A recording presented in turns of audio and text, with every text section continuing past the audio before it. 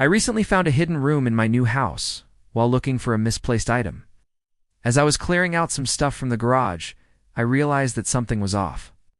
The floorboard creaked at an odd time and it sounded like there was a hollow space underneath it. But the last time I had stepped on this spot, I didn't hear anything. Thinking nothing of it, I got to work organizing the rest of the garage. After about 30 minutes, I decided to take a break and head back into the house. But as I walked past the garage, I heard the floorboard creak again. This time it was much louder and more noticeable. Curiosity got the best of me, and I couldn't help but investigate. Stood on top of the floorboard, pressed down slightly and listened intently. And sure enough, I could hear what sounded like footsteps or someone moving around right below me. At first I thought maybe it was just my imagination. I had only been hearing these sounds since I moved in, but they were faint, and I had chalked them up to an old house settling. However, I was so sure now, and I could unhelp but wonder if there was a secret passageway or a hidden room underneath the garage floor. With a deep breath, I went back into the house and grabbed my phone, turned on the flashlight, and headed back to the garage. I knelt down next to the floorboard and looked through the crack between the concrete and wood. I shined the light into the small opening and saw what appeared to be dirt and some loose wires. There was no sign of a tunnel or a hidden room. Disappointed, I sat back on my heels and sighed. Maybe I was just imagining things. But then I looked closer and noticed something strange in the dirt. It was a small piece of metal with some writing on it. I reached in and pulled it out. It was a metal plate with the word "open" written on it. My heart skipped a beat. Could this be a clue? I looked around to see if there were any other signs or symbols, but there was nothing else out of the ordinary. With trembling hands, I stood up and walked over to the workbench. I needed a bigger and brighter light. I grabbed a large flashlight from the tool chest and headed back to the garage. This time the beam of light revealed more details. In the dirt, there were several metal plates scattered around, each marked with a different letter. I examined them closely and realized they were all part of a combination lock. I wondered what they could possibly open and where I could find the rest of them.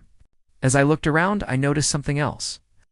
There was a slight indentation in the floorboard, almost as if something heavy had been placed on it. I knelt down and ran my fingers over the surface, feeling for any give or movement. To my surprise, I felt a slight depression in the center. I pressed my fingers harder and it seemed to go deeper. I stood up and looked around, realizing that this must have been what had made the noise earlier.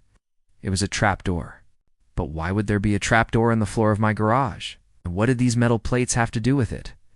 I carefully pried up on the floorboard and it creaked ominously. I hesitated for a moment, unsure of what I might find beneath. But my curiosity got the better of me, and I lifted the floorboard all the way up. To my amazement, there was a dark hole beneath the garage floor.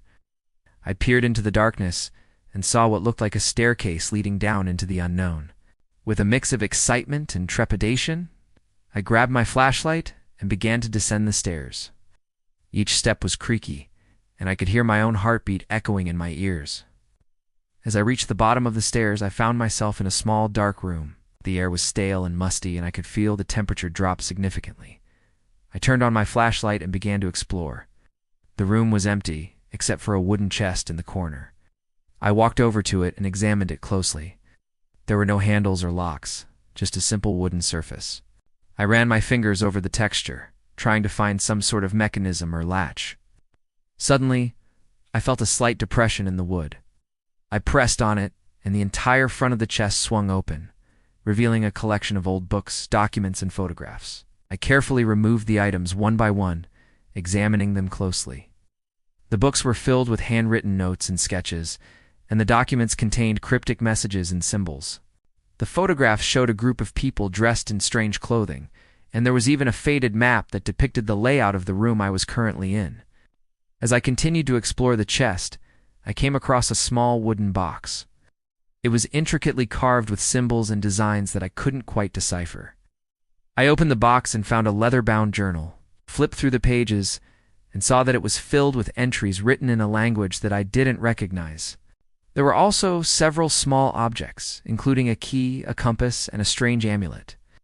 I put the items back into the chest and closed it, realizing that I had stumbled upon something truly special. This hidden room and its contents were unlike anything I had ever seen before, and I couldn't wait to uncover their secrets. As I looked around the room, I noticed a small indentation in the wall. I walked over to it and pressed my hand against it. It felt like a button or a switch. I pushed it in, and the wall slid smoothly to reveal a secret passageway. I stepped through the opening and found myself in a long, narrow hallway. The walls were lined with bookshelves, and I could see rows upon rows of books in various languages. At the end of the hallway, there was a single door. I walked towards it and pushed it open, and what I saw on the other side took my breath away. It was a vast library filled with ancient texts and scrolls. There were tables and chairs scattered around, and in the center of the room was a large desk with a comfortable chair behind it. I explored the library, running my fingers along the spines of the books and examining the intricate designs on the scrolls. I could feel the weight of history pressing down on me, and I knew that I was in the presence of something truly extraordinary. Then I noticed a small book lying on one of the tables. I picked it up and opened it. As I did, I heard a loud creaking sound.